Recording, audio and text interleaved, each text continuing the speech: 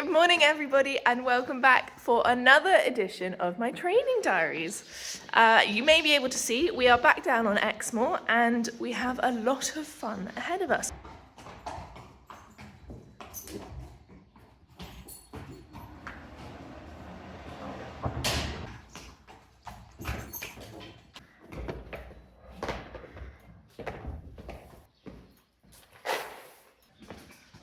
Oh my god, look at the state of you. Last but never least, my little munchkin. Right, so my plan for today is we're going to start off by jumping Zen and working on some of the stuff from the last video, which I'll go into more detail in a second. Then we're going to do Bella. It will be her first jump back since we hopefully, fingers crossed, sorted her eye out. And Jimmy and Scandal will both be schooling. And I'll take them probably for hacks as well, but we'll see.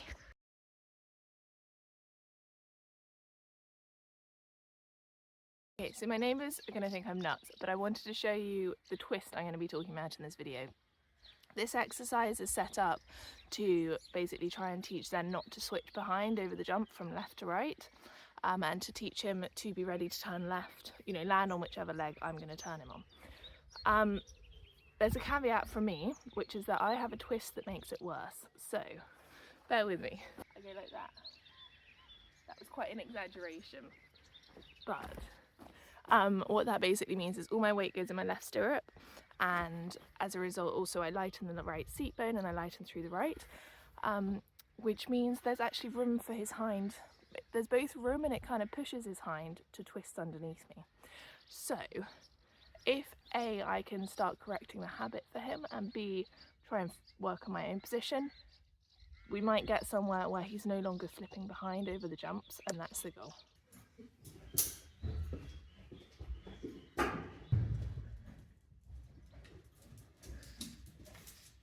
Thank you. You are welcome. But you know that.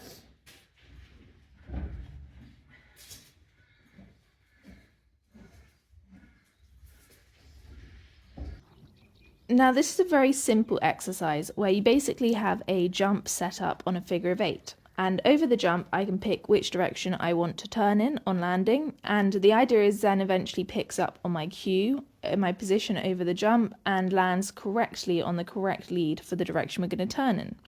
Now, the canter should, in theory, make it quite difficult for the horse to land incorrect. And it encourages them to come up with the idea of landing correct themselves. So they decide it's easier to just land in the correct direction and pick up on my cues.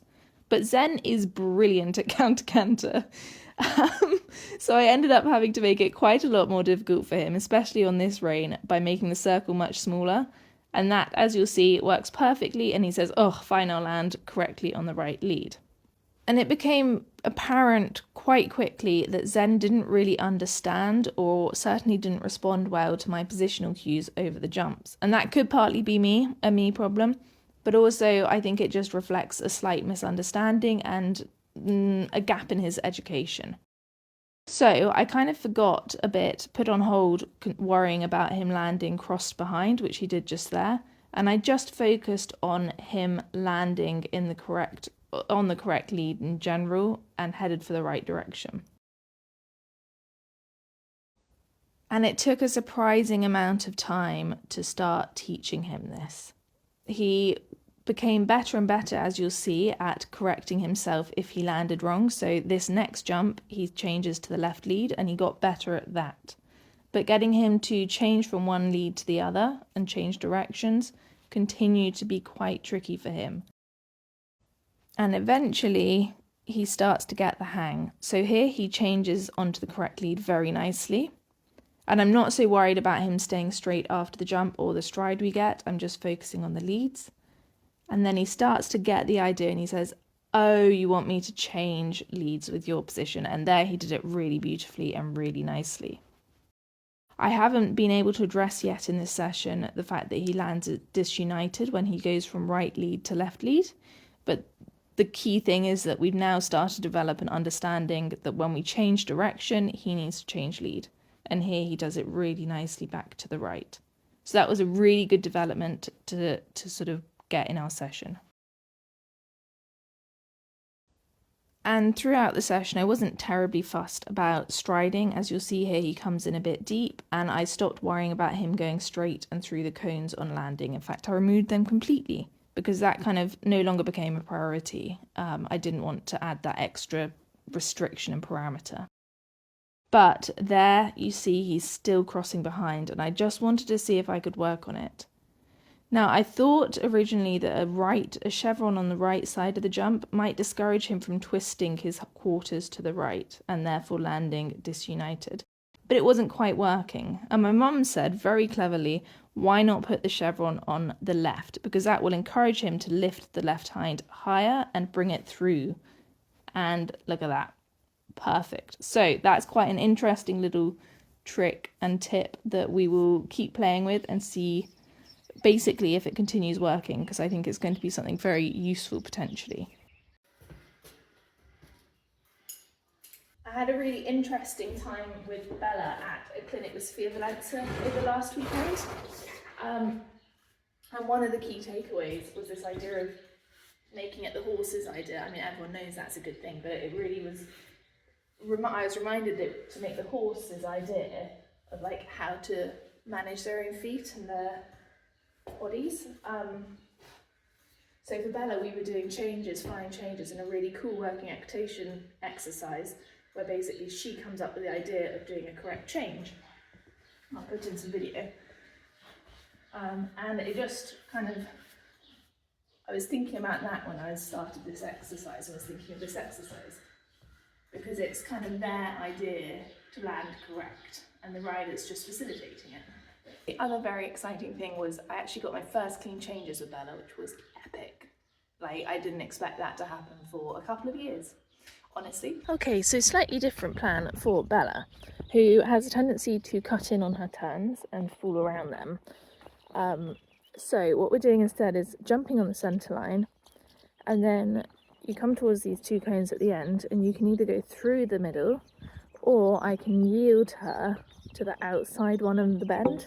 So if I'm turning right now, I would yield her to the left around the left cone and then do my turn, and that just encourages her to stay upright and off the leg, and also straight in general after the fence. So it's saying go straight after the fence, stay up and off the leg around the turn. Starting off, just a quick demo over a pole of what I'm talking about. So just going over the jump on the pole and yielding her off the inside leg for the direction that I'm then going to turn to. Now, the interesting thing was once we got a little jump going, she had a tendency to slightly dive on the inside shoulder on landing over the jump. This is really noticeable here. So she lands right and ducks to the right before I correct her and move her off the right leg. And the second time was better to the right. So there she kind of lands already a bit softer to that right leg. And every so often, especially if I felt like she was getting ahead of me, I would just bring her down and bring her straight and ask her to stop between the cones. And basically I'm just mixing everything up to keep it fresh and changing and different, so she can't predict anything. Now this first time I just wanted to show you what happens when I go to the hand to try and correct it. So I tried to move her over to the left with my hands, and we get the two changes, and we also get the resistance from her where she loses balance. It's really important that, with the hand you can see I did so much more than I should have, and it became confusing for her, but you'll see like here with the leg I do a much better job at moving her off the leg. And it's just so much smoother and so much happier, and actually the balance just remains much more together in there. And again, just because I felt like that first time she was getting ahead of me, I then brought her back down and asked her just to halt. And she was quite nice and soft and responsive. It's a little bit later, but it's a bigger jump, so I don't expect as much of a quick reaction, which I'm sure some people would disagree with. When she's better balanced, she can stop more quickly. And then I just want to show you my position to hone in on that twist, because there you can see it beautifully. It's worse if I'm changing rein, but here is awful. It goes both ways. But yeah, you can really just see how I shift my weight into the outside and screw up my inside, so I really twist. Now to try start addressing and fixing this, I basically had my mum shout a kind of keyword that would cue me to try and keep my balance a bit more centered and even. And she drifted there a little bit on landing, but I thought what was very interesting was how much straighter Bella ended up jumping. Sometimes, as I said, she plunges her weight a bit onto a certain, particularly her left side. But when I was straighter in my position, she was so much straighter on landing and afterwards and better balanced. So it was an interesting thing to see. I think sometimes when I get so focused on the jump, it's really hard for me to remember to think about my position. So having someone there just to shout, in this case, I can't remember, it was hips or something, is really useful and much better than just trying to remember yourself to keep a position there. And it's not perfect, it's not 100%, but there's definitely an improvement in both where I'm placing my weight and how upright my shoulders are. But you can see there's a little bit of a wobble on landing, so I need to start thinking not just of the jump, but also of landing, keeping my balance and my weight even down both stirrups. That cute. So Jim Jam has obviously survived, touch wood. That's him, that's quite rude actually. Jim Jam has obviously survived, hopefully unscathed, fingers crossed, the kick that had him on box rest last time. In the last video, he seems to be sound again. So I've just been schooling him though for the moment. He's not really jumping yet.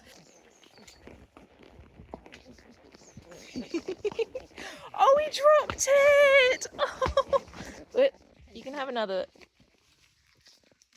It was a bit big, wasn't it, sweetie?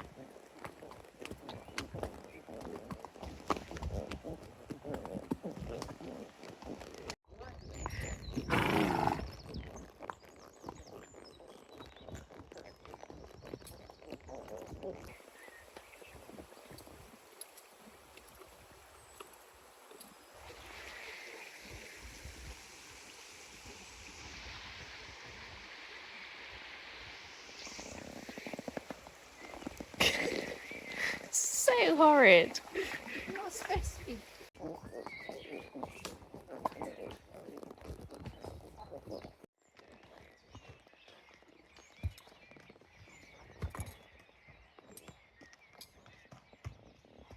I've been working on canter with Jim Jam recently.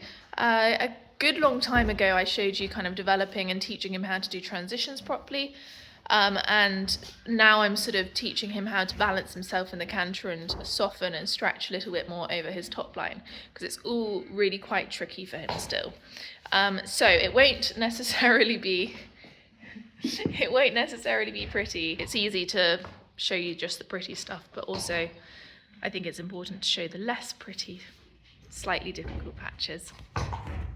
Now Jim Jam doesn't have the best balance in the canter naturally, so what he does to compensate is he tightens through his back and he screws himself up to the inside a little bit. And as a result, because he doesn't feel very balanced, he also gets quite mentally tense and you see a lot of tail swishing in the canter. So what I'm asking him to do is to just slightly straighten, and I'm asking him to soften over his back, get that moving a little bit more. And what I really want is his pole to drop and his nose to start reaching out a little bit like there.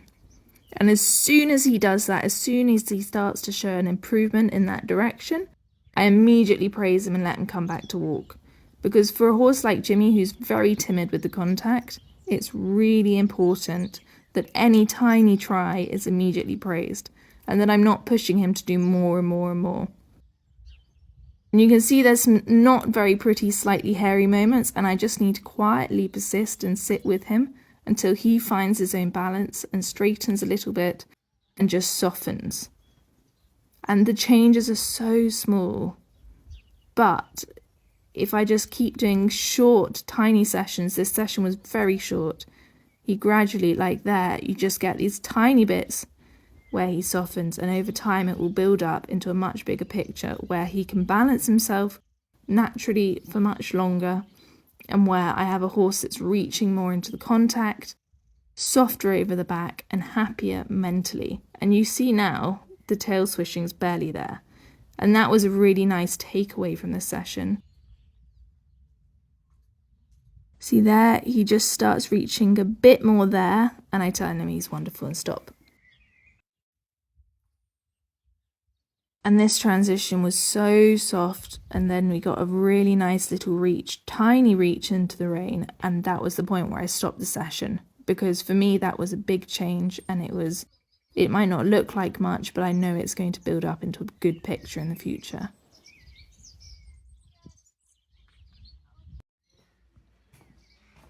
Oh.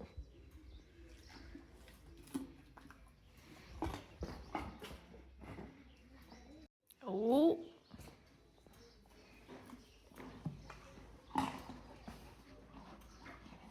Look, Jimmy doesn't actually like them. Go and have it. Go and split it. Good girl. Okay. Look, here you go. Now don't complain. So the very first day that I was down here was absolute chaos, because I thought, oh, the ground was very dry, and I thought, oh, I'll turn out Zen and Jimmy, because both of them had been on box rest. Zen was allowed to go out on dry ground, and Jimmy was good to go out full stop.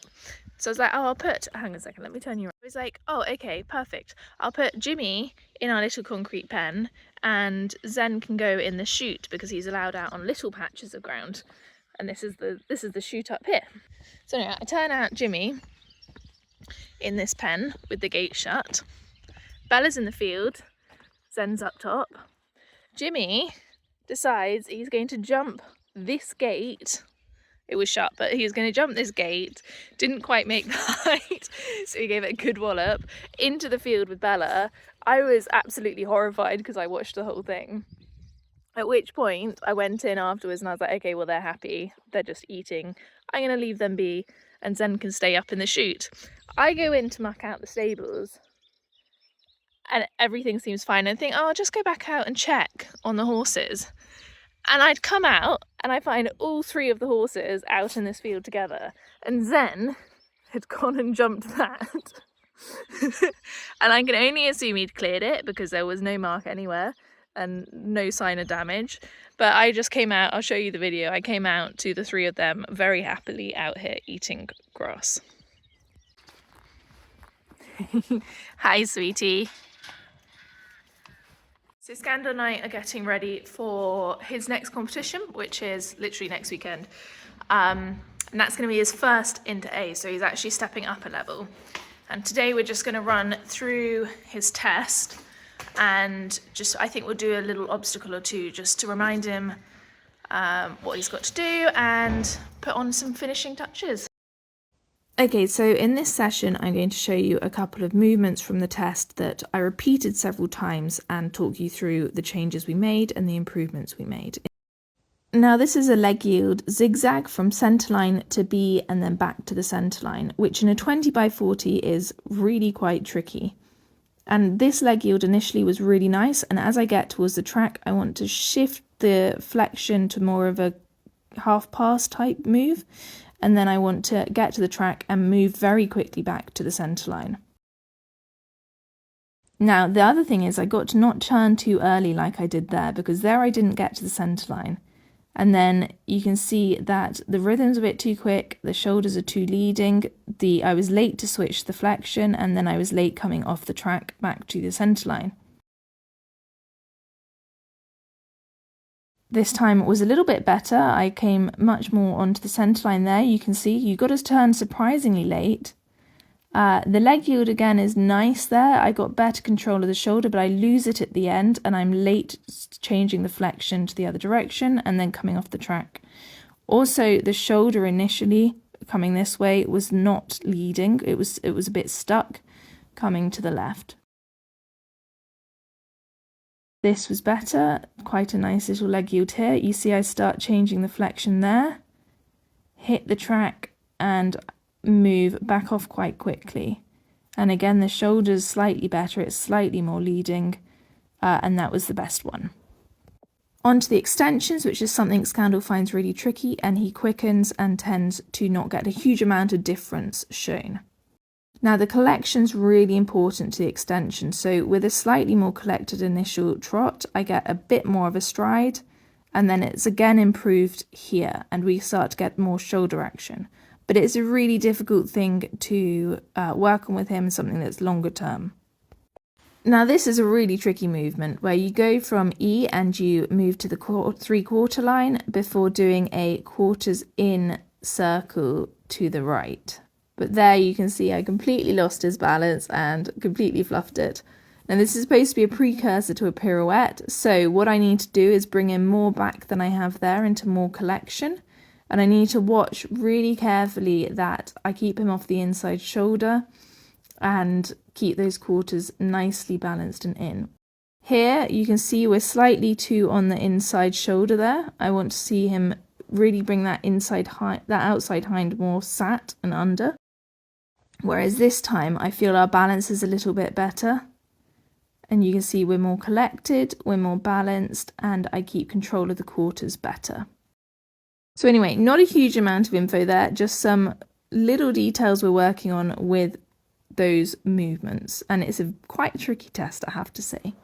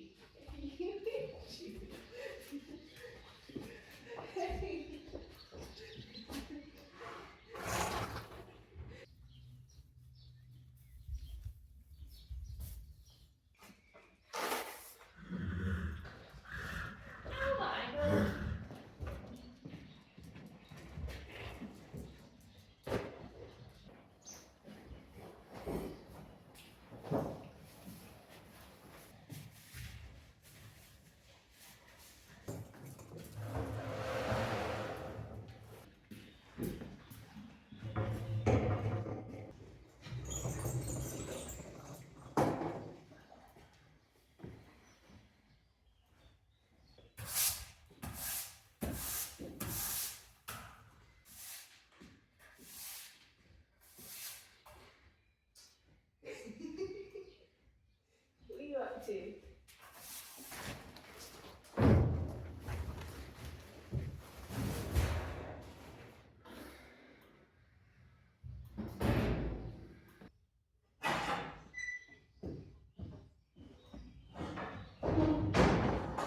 So that is us done for the day, and it has been a really, really lovely day. For me in particular, I really enjoy getting into the nitty-gritty stuff. So between the positional stuff, you know, Zen's twist, Jimmy's canter work, and test riding with Scandal, it's been for me particularly interesting and enjoyable, and I hope you guys can see what I'm talking about, although I haven't seen the footage, so maybe it's nonsense. Otherwise, I've had the last couple of days I've been looking at calendars, and it looks like, fingers crossed if everyone stays sound, we're going to be out most weekends now until August. So I will be keeping you guys posted on how that goes between working equitation and eventing, and also obviously there'll be videos of that. So fingers crossed that things are getting kick-started. I think I've said that like in half my videos now, but this time it's different. I don't know, we'll see. Anyway, I'm going to stop talking nonsense now, and I hope you guys have a lovely couple of weeks, and I will see you in my next video.